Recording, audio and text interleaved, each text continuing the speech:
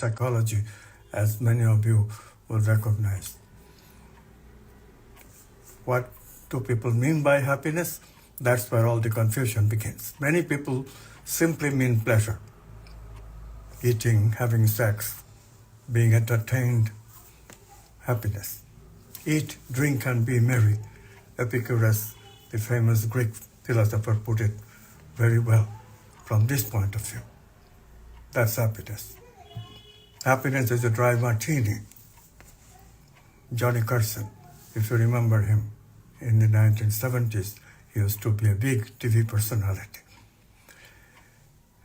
But of course, if you ask a connoisseur, then the connoisseur will add a few more things to pleasure. Yes, pleasure is usually counted as happiness, but there is also positive emotions. That's what most people mean when they think of happiness. Some people recognize that satisfaction, for example, satisfaction on an exam, you ace it, you finish a deal, a business deal, satisfaction. Those are great moments of happiness. And of course, some people will recognize flow. Why do we watch a football game? Because we find that the quarterback and all the defense and the offense are working in a kind of a flow that almost looks like a picture, so much so that we identify with the characters of the moving picture. And that is the fun of watching a football game or a basketball game. Flow. If not directly, vicariously. Flow experience brings great happiness, even in vicarious watching. But can we go deeper? This is the question. Can we go deeper? What really is happiness if it is not pleasure? If pleasure is only some, not even portions of, but some semblance of happiness. Pleasure has some similarities with happiness. Well, one thing that pleasure is very predictable. You do certain things, you get pleasure. The predictability comes from molecules. We can identify these molecules, dopamine molecules in the brain. If there is dopamine molecules in the brain, we feel happy. So eating certain food, etc., will produce dopamine excess in the brain, and that's the pleasure. But how to distinguish from this the happiness of a deep level of positive emotion? What happens in a positive emotion? Just go back to a moment where you had the positive emotion of love for somebody. You felt something in your heart, right? What else do you feel? You feel expanded. You literally feel expanded so much so that your consciousness engulfs the other person. This is the thing. We experience happiness as an expansion of consciousness, and vice versa. If there is an expansion of consciousness and inclusivity, for example, if you take a nature walk, there is no person there, but the trees, they have a characteristic that naturally comes to them. They profusely emit what we call vital energy, vitality. And we pick that up. We pick that up without signals, without known physical energy signals. We pick that up because we are also vital beings. And that expands our consciousness. So this is a good example of expansion of consciousness where we are not even directly interacting with the person. And we feel happy. So the question then we ask is that, can we relate the two things? Well, I always give a little bit tongue-in-cheek, but a good example is sex. You know, during the act of sex, there's a lot of action, a lot of dopamine molecules, and indeed there is pleasure. But after sex, the molecules that the brain gives are loaded with serotonin, which is a sleep-inducing molecule. So naturally, the male of the partnership especially has a tendency of turning over and going to sleep. But if the male doesn't do that, if the male rather caters to the female who wants to cuddle a bit, then something very interesting can happen to both of them, which is that as they cuddle, literally, that expansion I was talking about in the heart, that takes place. In other words, you directly are getting an example of how pleasure can lead to happiness. Indeed, in the olden days, your grandma can verify this. If you ask them, they will say, oh yeah, we knew that. We always ask for household money from our husband after we fed them a good meal. Very sexist, but this was olden days, mind you. So, okay. So pleasure and happiness can be distinguished. Pleasure is molecular happiness, we may say, purely brain phenomenon, very predictable, whereas happiness is a bit of unpredictable element in it. You cannot just take a nature work and expect to be happy always. You have to fall into happiness. There is that element of falling into it. And the word falling into suggests that there is something that you are doing that is not quite volitional. You are not producing it. You're falling into it. We say fall into love, fall into happiness. So, now what? The second question we have to consider, of course, that for majority of people in our society today, the two are not distinguished very well. So most people would say, most people who live in affluent countries like America or Europe, they would say they're happy. What they mean is that their life is full of objects of happiness, objects that usually supposed to bring happiness. I mean, you have a lot of possession, American dream. In America, they call it American dream, a good car, house, etc. Job, possession. You have a job, you have a house. And these possessions are supposed to make you happy. So they say routinely, 75%, 85% would say, yes, we are happy. On the other hand, if they are asked on details, then they would show a lot of dissatisfaction. That's when you know they are not really happy. In fact, 75%, 85% are probably unhappy. Dissatisfaction. Why the dissatisfaction? This is where the question becomes interesting.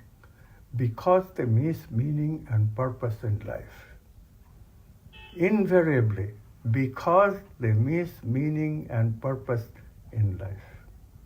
So what brings meaning and purpose in life? The question of happiness is what brings meaning and purpose in life. And if you are doing things that will close off those things that bring you meaning and purpose in life, then is when we become dissatisfied. So it turns out that the purpose of things in our life comes to us via intuition. And these objects are called archetypes. Love I already mentioned. Beauty is one. Beauty of nature. Nature what? It fills us with satisfaction.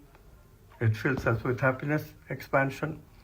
Because the vital energy that you get also simulates you into vital energy of positive emotion. And it makes you happy.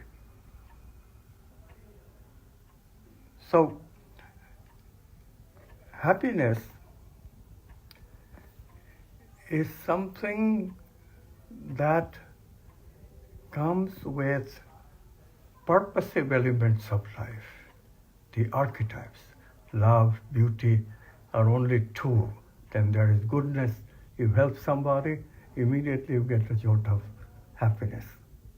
Amazing, interesting, isn't it? Because you are not doing anything to yourself. You're helping somebody else. But it expands your consciousness and includes the other in the process. And that's happiness. Truth. This is a strange one. Why is telling the truth make you happy? Why does it? Because if you took untruth, this is the best way of saying it. If you took untruth, you shortchange yourself. You become contracted. When you are inauthentic, you become contracted. So you are not being inauthentic can expand you naturally. Because on the whole, when we are in our ego, our tendency is to live in an imagined world of our making, very me-centered world. The world is not like that. So we become used to this inauthenticity, which is contraction, and then suddenly we become free of that contraction and some truth hits us, like when we discover an archetype, when we discover a physical law, when we write music, when we draw a good picture, when we just simply love. In those moments of truth, we expand ourselves. And that is experienced as happiness. There's more. There is also justice. If you are just to somebody, then too, happiness. This is why justice is so important. And justice is also so much fought for by others who don't want others to be happy. Then you'll be unfair to another person. That sure is going to make the other person unhappy. What you don't understand, it's also making you contracted, keeping you from happiness. And then there is the two familiar one, power and abundance. Yes, power is a necessary ingredient for us to get things done. Abundance is also a necessary ingredient to survival. Those two are essential. But in these forms, when they are used for survival, they are not particularly connected to happiness. But if you explore power with goodness, if you explore abundance with love, you'll find that, again, you are back into happiness. So power and abundance, although they are not explicitly transpersonal, explicitly involve expansion of consciousness, but implicitly, when you do involve even implicitly, goodness and love in your equation of power, then you get to happiness. I hope gradually you're getting an idea of how to distinguish between happiness and pleasure and how to get into happiness. Abraham Maslow has a very simple recipe. He put it in a very simple way. When we look for only satisfaction of lower needs, we close our doors to happiness. Happiness requires the exploration of higher needs. Those archetypes that we are talking about, that's what brings us to higher needs, purpose of life. And it is the exploration of purpose of life that gives us meaning. When you feel meaning, you feel happy, satisfied. So when we explore this scientifically, what happens is that the quantum physics, this I already have mentioned in past webinars. Also, you have read my books, I'm sure. Every book, I go through a little bit of quantum physics to just for the sake of completeness. And in quantum physics, what happens, objects have these characteristics that they are both wave and particle. You can take it literally, and then you would go nowhere. Because an object just cannot be both wave and particle at the same time. Waves expand, particles stay put, or travel in a trajectory. Always one place at a time. These two properties are not compatible. So how to explain? If you stay within the realm of space and time, only one realm of reality, you can never explain it. But if you free yourself from that particular belief system, then if you accept that there is a domain of potentiality in which the waves exist as waves of possibility, they are not really waves like water waves, waves of the medium, they are not like that. They are waves of possibility. To be living in a domain of potentiality, outside of space and time. Then there is no paradox. But this raises the question, which is the loaded question, which converts the wave of possibility into particles of actuality. It turns out, mathematically speaking, no material interaction can do this change. Cannot change wave into particle. No material interaction. So non-material interactions come in, and what non-material interactions but the observer, who is doing the measurement, whose consciousness is essential for the whole process, to cognitively decide that yes, the measurement has been made.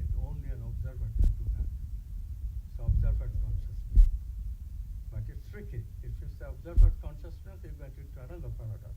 Suppose there are two simultaneous observers, and who gets to choose? Who gets to choose the actuality from all the possible outcomes?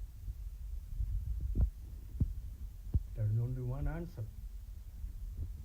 The paradox is gone if we say that the consciousness that chooses is one and only one. All behind all the individual consciousness of all the observers in the world, there is only one consciousness that chooses. This is, of course, a spiritual wisdom. Spiritual traditions talk like that. Everybody is connected underneath. We are like islands, little islands connected by the bedrock of the ocean. Well, but now it is scientific, right? Sometimes I call it scientific spirituality, just like scientific materialism. Materialists propose that everything is matter in order to avoid that dualism of matter and non-matter, matter-mind dualism. But scientific materialism cannot give you a science of consciousness. But scientific spirituality can give you a science of matter as well, because matter and non-matter both can exist as possibilities of consciousness to choose from. This is why all the non-material aspects of happiness can be included when we do it this way. Whereas if you do materialist science, then you're stuck. Then only happiness-producing objects are glass of martini, or if you were a little more accurate, then house, car, etc., etc. But in the ultimate reckoning, none of this gives you happiness if there is no meaning and purpose of your life. Non-material stuff enters the equation of happiness all the time. So what is the advantage of this way? One advantage is that you can talk about clouds that cover the sun of happiness easily. You can see why and how we contract ourselves, those things that part of our human condition for many people, miscenteredness, negative emotions, too much pleasure seeking, too much information seeking. You know, you have seen this. Kids today, the Z generation as they're called, they grow up on cell phones, and what happened to them? They live in too much contraction. They never get the taste of what expanded consciousness is like, what happiness is like. They cannot hold relationships, cannot even have relationships with themselves, cannot do a job, perform on a job well, because that requires a relationship with oneself. So in this way, we can keep away from those things that contract us, those base level human condition type of stuff, especially those negative emotions. But how do we balance negative emotions? It's not that simple. We have to think it out. This is why positive psychology was a great discovery. Although spiritual traditions are talking about all through millennia, but for a Harvard psychologist to talk like that is not easy, where scientific materialism is the accepted worldview. But this guy did it. And positive emotions. That's how you bring these negative emotions under control. Very important. What additionally we did in the book that we wrote, Sunita Patani and I, was that we found that that's just a beginning of advanced levels of happiness, being positive. Balance your negativity with positive, like a seesaw. Ordinarily, for ordinary people, negative wins, but with adding, as you add positive, eventually positive will balance the negative. And when you have excess positive, you have positive mental health. This idea was given even by Maslow in the 60s. So this is nothing new. We already knew that. But what we found in our research is that there are higher levels of happiness that you can easily get into if you knew about them. These levels of happiness. This is a very interesting concept. What's the difference? Well, one big difference is we all know that we get sometimes emotionally upset. Even when you have a balance, you have a good amount of positive emotional brain circuit, and generally speaking, your negative emotions in the brain are balanced. But nevertheless, a stressor in the environment, somebody is making you angry, somebody is mocking you, and momentarily you will become angry. That cannot be prevented. It just turns out that the brain dynamics is such that before we can even think, you are already angry. Sometimes people express it by saying that negative emotional brain circuits are unconscious brain actions. It's meaningless from a quantum point of view. I won't belabor it. In quantum physics, we said there is nothing that you can experience that is unconscious. Unconscious brain is not a viable concept. If there is an experience, there got to be consciousness. So these negative emotions, they have picked it up. Now what? You know, sometimes you spend in a negative emotion a whole day, a whole week, even a whole month if it's coming with a person that is dear to you. What to do? So we found that this is where the levels of happiness is a very important concept. Because the higher level you go, the easier it is to come back to your normal situation. For example, we already talked about, let's call the normal level of happiness level 2. The reason for doing that is level 0 is psychosis and level 1 is neurosis. Those are two abnormal psychological conditions. Normal we call 2. Okay. You go to 3. That's the emotional equilibrium we're talking about. We develop positive to balance the negative. And in this level 3, you have a certain capacity to come back to your equilibrium position after an emotional upset. Let's say maximum a day. You won't stay in that upset for very long. But as you go to level 4, amazingly, it comes down to a few minutes. Miracle, right? And if you go into higher states, which is state of wholeness, when you really get into the archetype of wholeness and embody it, wholeness. Healing is connected with the archetype of wholeness. All healers are explorers of wholeness. We are too. We have many dichotomies. Whenever we balance a dichotomy like negative emotion with positive emotion, we are into wholeness as well. Wholeness enables us to resolve conflict. Lack of wholeness is really the root cause of all unhappiness, conflict. If you eliminate them, you will be into wholeness and no conflict, and happiness is automatic. Indeed, the root word for happiness and wholeness is the same word. So wholeness.